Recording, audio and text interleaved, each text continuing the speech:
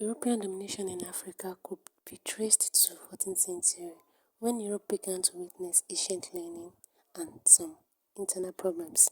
These problems prompted them to embark on exploration and expansion to other continents, which could provide solution to their problems, and they were so eager to spread knowledge around this continent.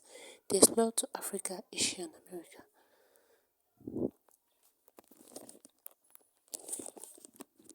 Century. Renaissance means a birth of ancient Greek and Roman ideas and texts. It means rediscovery of ancient classical philosophy and literature.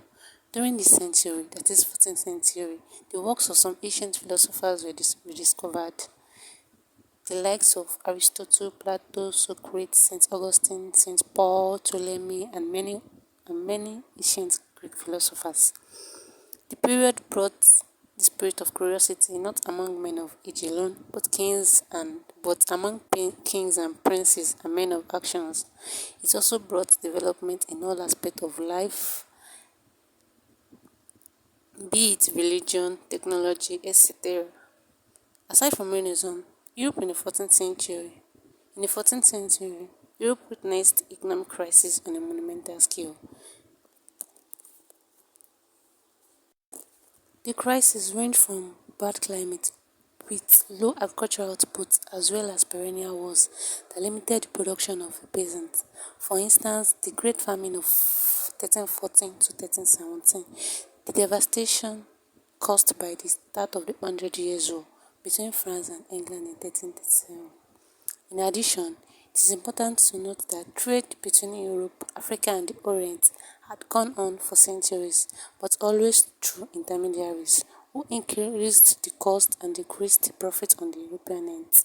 Western European merchants now sought to break those monopolies by going directly to the source, to West Africa for gold, slaves, and pepper, and to India for pepper, spices, and silks. Lastly, peculiarity of circumstances in Europe was among the forces that propelled the Europeans to embark on voyages to Africa, Asia, and America. Each European country had specific circumstances they faced in the 14th century. For example, Portugal had limitations in terms of its capacity for agricultural production. This was due to our geographical location of the coastal strip of the Iberian Peninsula. J. H. Perry once described Portugal as a country in the street corner of Europe. Portugal was surrounded by water, which bestowed its citizens fishing profession, as Portuguese traders supplied Europe with fish, salt, olive, wines, and grains. This vintage position further intensified the urge for exploration of the Portuguese through the sea. Also, Spain, after its emergence in 1469, when the King of Aragon and Castile united to give birth to Spain, Aragon produced good sailors, traders, and map makers, while Castile was good at navigating the sea. This made expansion into Africa, Asia, and America easier for the Spaniards. For the sources of exploration and expansion, the European merchants used some tools classified as financial and technical tools. The financial tool emanated from the kings and emperors of Europe and the wealthy European merchants. The kings and emperors of Europe were King John I of Portugal, that reigned between 1481 to 1495, and his son Prince Henry, popularly known as Henry the Navigator. Queen Isabella and King Ferdinand of Spain. The wealthy merchants were Johann van Oldenburg and the State General, Thomas Smith, Queen Elizabeth I of England, John Watt. Technical tools used were ships, compass, maps, invention of latitude and longitude, gunpowder, and charts. The sophisticated ships were invented for long distance, while longitude and latitude for them to know the distance covered by the ships and the distance yet to be covered. Compass to know whether European ships sail in the right direction. And lastly, gunpowder to subjugate uncooperative population irrespective of their numerical strength. As it was said earlier, that trade had gone on for centuries between Europe, Africa, and the Orient, that is Asia, but through intermediaries.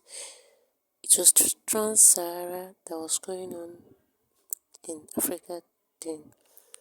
The trans-Sahara good trade was still in practice in the 14th century before the Europeans' arrival in Africa. The trade was between the sub-Saharan, that is, West Africans, and the Berbers of Sahara, lay in the exchange of salt for gold. The Saharan Berbers sold the goods they bought from the Sudan, that is, West Africans, to the Arab traders of North Africa. West Africa also supplied ivory and kola nut, while they got copper, silk, and metal ware in return. Both sides, that is Sudan, Arabs of North Africa, and the Arabs, bought a few slaves. The trade between the Sudan and Berbers of Sahara and Arabs of North Africa continued till European arrival in Africa in the 15th century. The Portuguese were the first European to embark on expansion. Portuguese expansion into Africa began with the desire of King John I to gain access to the gold-producing areas of West Africa. At the time, it is 14th century, between 1301 to 1400, there was a shortage of gold, and rumors were spreading that there were states in the south of Africa which had gold. This news encouraged King John's son, that is Prince Henry, to send out expedition to explore these possibilities. He started with the maritime expeditions of Portugal to the Canary Islands in 1336, and later with the Portuguese discoveries of Atlantic archipelagos of Madeira and Azores on the west coast of Africa in 1434. At first, the Portuguese established trading stations along the west coast of Africa rather than permanent settlements. They built forts at Cape Blanco, Sierra Leone, and Elmina to protect their trading stations from rival European traders. In this way, the Portuguese diverted the trade in gold and slaves away from the trans-Saharan routes, causing their decline, and increased their own status as a powerful trading station. In 14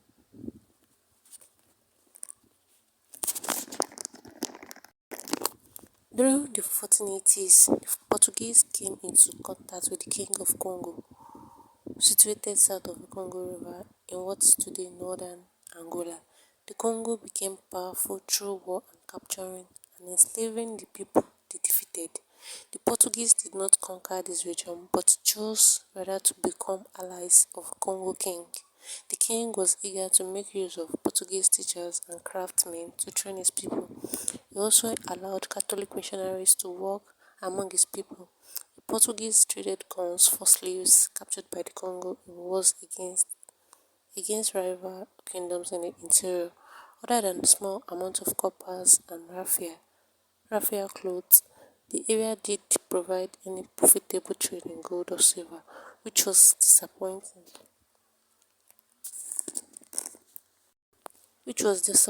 for the Portuguese. In 1486, King John I appointed Bartolome Diaz to head an expedition in search of a sea route to India. To discover India for spices, there was need to circumnavigate Africa. In August 1487, Diaz's trio of ships departed from the port of Lisbon, that is Portugal. Diaz followed the route of 15th century Portuguese explorer Diogo Cao between circa 1450 to circa 1406, who had followed the coast of Africa as far as present-day Cape Cross, Namibia. Instead, Bartolome Diaz reached Cape of Good Hope, South Africa in 1488. In the 1490s, sugar plantations were established on the islands of São Tomé and Príncipe. The Portuguese settlers on these islands used slaves brought from the Congo traders to work on these plantations. Very soon, São Tomé became the largest producer of sugar for Europe. In the 16th century, between 1501 to 1600, the Portuguese sent the Arabs away from the east coast of Africa, as Arab traders had traded with African kingdoms such as Great Zimbabwe, Stronger Empire, and Mutapa in order to supply Arabia, the Persian Gulf, India, and even China with African ivory and gold. The Portuguese established their own trade monopoly in the region. They arrived with heavily armed ships and demanded that the Muslim sultans or rulers accept the authority of the King of Portugal. Cities were looted and destroyed. The Portuguese regarded this as a continuation of the Holy Christian War that had been fighting against the Muslims in Europe for centuries. Zanzibar was the first of the cities to be attacked in 1503. The city was bombarded with cannon fire from the ships of Portuguese captain Rui Lourenço Ravasco in 1505. Francisco de Almeida arrived with 11 heavily armed ships that destroyed Kilwa, Mombasa, and Barawa. To strengthen their positioning along the coast, the Portuguese erected massive stone fortresses in Kilwa, Sofala, Mozambique Island, and Mombasa. These fortresses enabled them to control the trade in the Western Indian Ocean, as well as the trade with the African kingdoms in the interior. From Sofala, they conducted trade in ivory, gold, and slaves with the Mwana Mutapa kingdom. The trading nations were also established at Kiulimen, north of Sofala, and at Sena and Tete along the Zambezi River. Further south, Lourenço Marques was sent to Delagope to establish trade with the indigenous people living there. So I just want to make some words clear to you, like let me just call it historical terminologies. So firstly, cycle. Historians use cycle when we are uncertain of the year specific events occurred. We know it happened that century, but we might not know the exact year. So to avoid passing wrong knowledge, we use cycle, which means around. Then Persian Gulf. Sometimes it's called the Arabian Gulf. Is a Mediterranean Sea in Western Asia. It comprises present-day Iran, Iraq, Kuwait, Saudi Arabia, United Arab Emirates, just to mention a few. Persian Gulf is located in Western Asia. The body water is an extension of the Indian Ocean located between Iran and the Arabian Peninsula. Lastly, the Orient. It means countries of East Asia. It comprises present-day China, North Korea, South Korea, Japan, etc. You can only support this channel by liking this video after watching, subscribe to this channel, drop comments and share.